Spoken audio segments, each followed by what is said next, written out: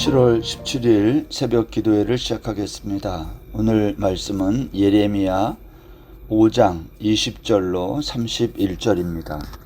너는 이를 야곱 집에 선포하며 유다에 공포하여 이르기를 어리석고 지각이 없으며 눈이 있어도 보지 못하며 귀가 있어도 듣지 못하는 백성이여 이를 들을지어다. 여호와의 말씀이니라. 너희가 나를 두려워하지 아니하느냐?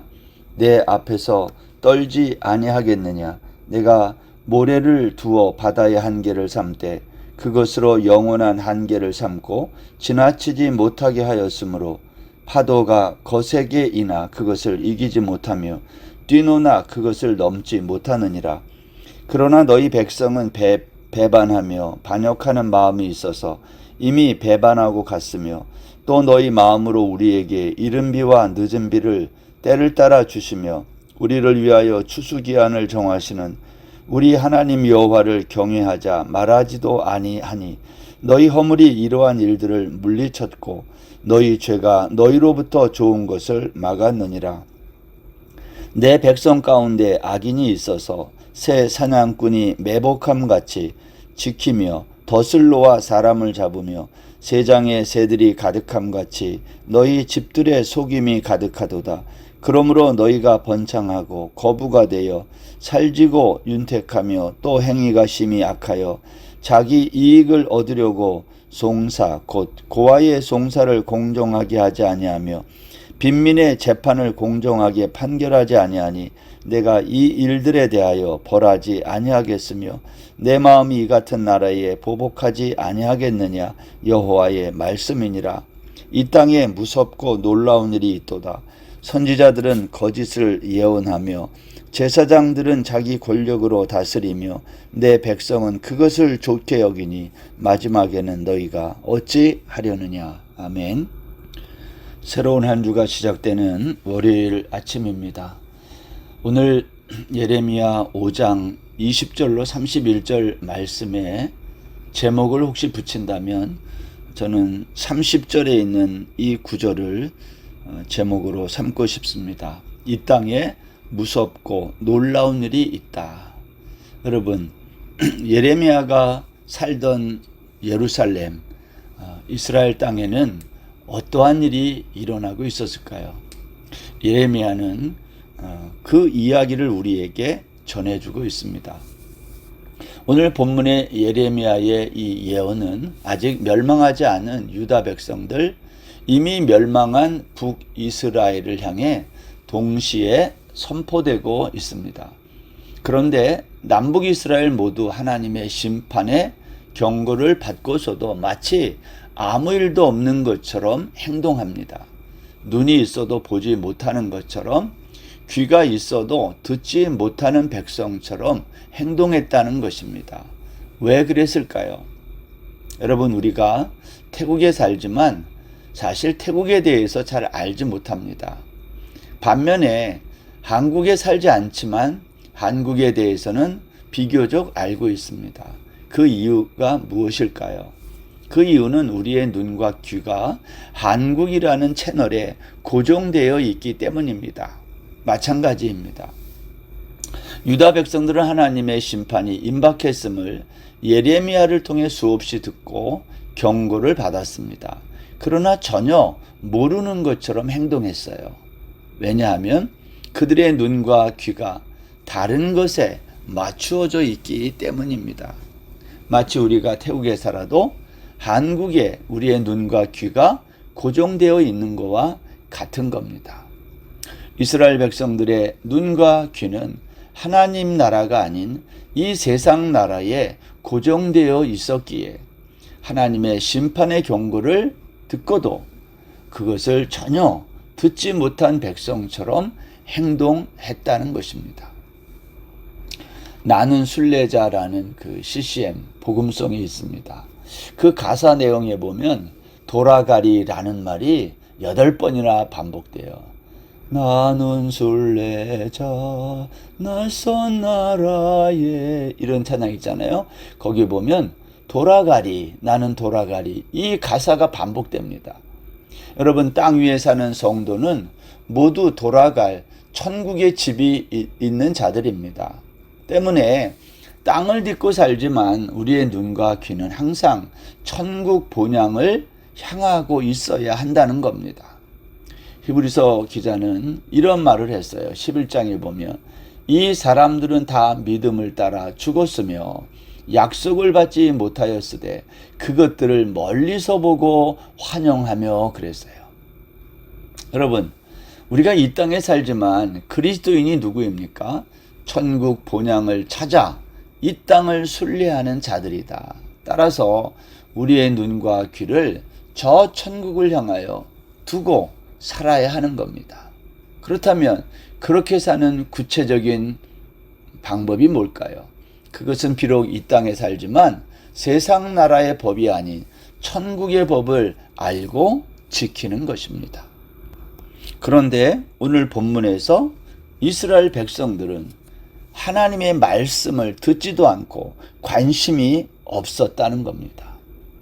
우리 어제 주일날 본문이긴 한데요. 우리 5장 13절에 보면 이런 말씀이 있어요. 선지자들은 바람이라 말씀이 그들 속에 있지 아니한즉, 이런 말이 나와요. 이것은 그 당시 사람들이 선지자 예레미야의 말을 바람처럼 생각했다는 거예요. 이런 말이죠. 하나님의 말씀이 백성들의 마음에 머물지 않고 바람처럼 스쳐 지나갔다는 거예요. 하나님의 말씀이 우리의 귀를 그냥 즐겁게 스치고 지나가는 그러한 바람이어야 합니까? 그렇지 않죠. 하나님의 말씀은 우리의 마음속에 조각처럼 새겨져야 하는 거죠. 여러분, 조각은요, 한두 번 해서 새겨지지 않습니다. 조각은 수없는 반복을 통해 새겨지는 거예요. 하나님이 시내산에서 모세를 통해 율법을 주실 때 돌판에 새겨주신 이유가 뭘까요? 말씀을 마음에 조각하여 지워지지 않게 하라는 것입니다. 성도는 이 땅에 살지만 우리의 눈과 귀는 하늘을 향하여 열려 있어야 합니다.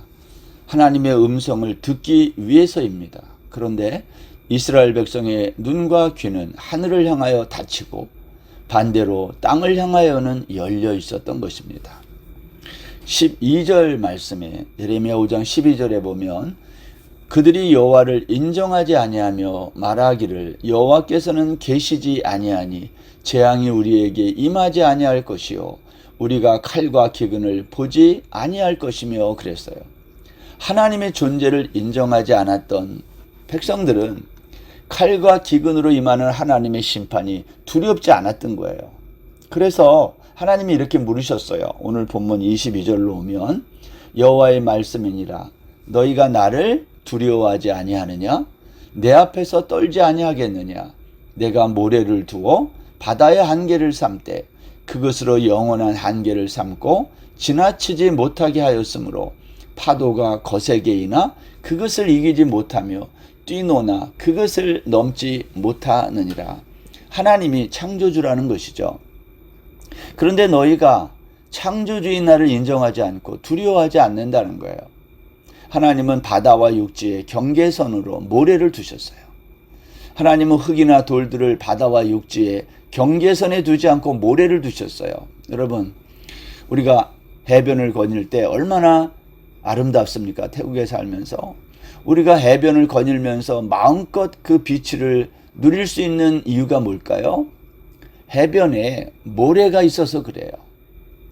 바다는요, 자신의 한계가 모래까지인 줄 알고 모래를 지나쳐 그 이상 육지로 들어가지 않습니다. 파도가 아무리 거세게 일어도 바닷가의 모래를 이기지 못하고 다시 바다로 되돌아가는 거죠. 이것이 하나님이 만들어 놓으신 창조의 질서 아닙니까? 근데 오늘 예레미야는 이렇게 말해요. 유다, 너희는 창조주 하나님이 세워놓은 이 선을 넘어갔다는 거예요. 너희가 반역했다는 거예요. 왜 하나님이 만들어 놓으신 이 질서, 이 선을 넘어가고 반역을 했을까요? 그것은 하나님의 법을 모르는 무지에서 왔다는 겁니다. 24절 말씀에 보면 또 너희 마음으로 우리에게 이른 비와 늦은 비를 때를 따라 주시며 우리를 위하여 추수기한을 정하시는 우리 하나님 여호와를 경외하자 말하지도 않는다 그랬어요. 유다 백성들은 이른 비와 늦은 비를 때를 따라 주시는 하나님의 이 말씀, 그러한 하나님을 경외하지 않았다는 거예요. 왜 하나님을 경외하지 않았을까요? 그들은 하나님이 이른 비와 늦은 비를 준다고 생각하지 않고 가나안 신 바알이 그 이른 비와 늦은 비를 준다고 생각한 거예요. 이렇게 생각한 이유는 하나님의 말씀을 몰랐기 때문이다라는 겁니다. 26절 말씀에서 내 백성 가운데 악인이 있어 라는 구절이 있습니다. 저는 이 구절을 읽으면서 많은 생각을 하게 됩니다. 내 백성 가운데 악인이 있다는 것은 교회 공동체 안에 악인이 있다는 말이 되기 때문입니다.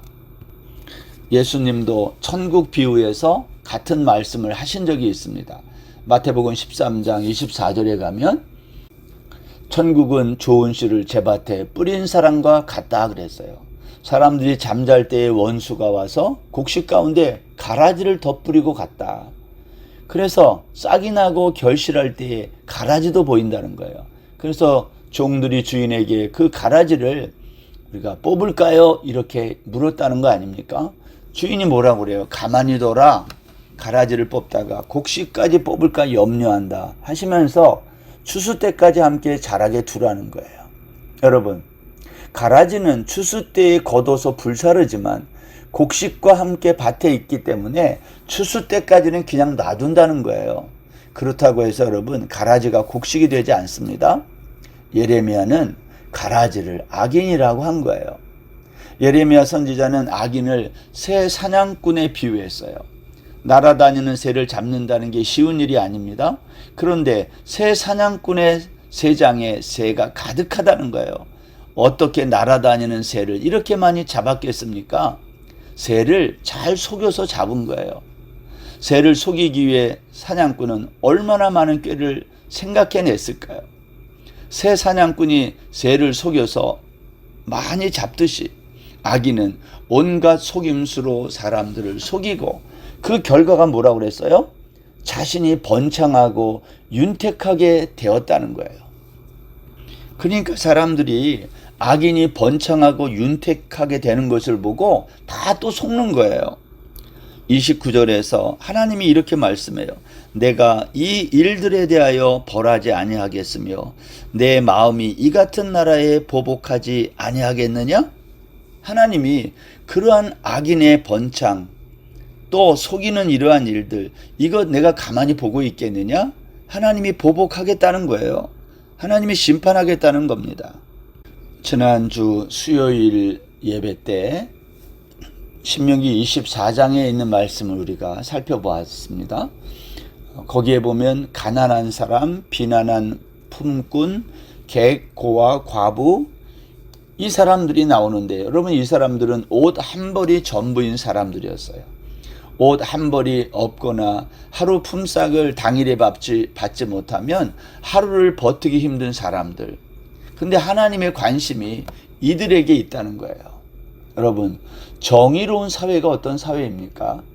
사회의 약자들이 자신들의 억울한 사정을 하나님께 호소하지 않는 사회가 정의로운 사회예요. 아무도 억울한 사람이 없어. 그걸 정의롭다 그래요. 그런데 예레미야 당시에 이스라엘 사회는 어떤 사회였나요? 새 사냥꾼이 새들을 잡아 새장에 가두듯이 악인들이 자신들의 지위와 권력을 이용하여 고아와 빈민의 송사를 공정하게 판결하지 않고 그로 인해 생긴 이익으로 번창하고 부자가 됐다. 오늘 그렇게 말하는 거죠. 그러한 모습을 보면서 사람들이 점점 자기들도 그러한 남을 속이고 자기의 힘으로 상대들의 약점을 이용해서 이익을 추구하는 거예요. 여러분, 이러한 것을 사회 악이라고 말하지 않습니까? 오늘 예레미야 선지자는 오늘 본문 마지막 30절 부분에 가서 이렇게 말해요. 이 땅에 무섭고 놀라운 일이 있다. 여러분, 이 세상에 무섭고 놀라운 일이란 무엇일까요? 오늘 유다 말기 예루살렘 성읍, 예루살렘이라고 하는 그 사회는 사회 악으로 가득 찼다는 거예요. 예레미야 선지자는 이런 사회를 바라보면서 이 땅에 무섭고 놀라운 일이 있다. 도대체 무섭고 놀라운 일이 구체적으로 무엇입니까? 여기 31절에 보시면 선지자들은 거짓을 예언하며 제사장들은 자기 권력으로 다스리며 내 백성은 그것을 좋게 여기니. 여러분 무슨 말입니까? 삼박자가 딱딱 맞아 들어가는 거예요.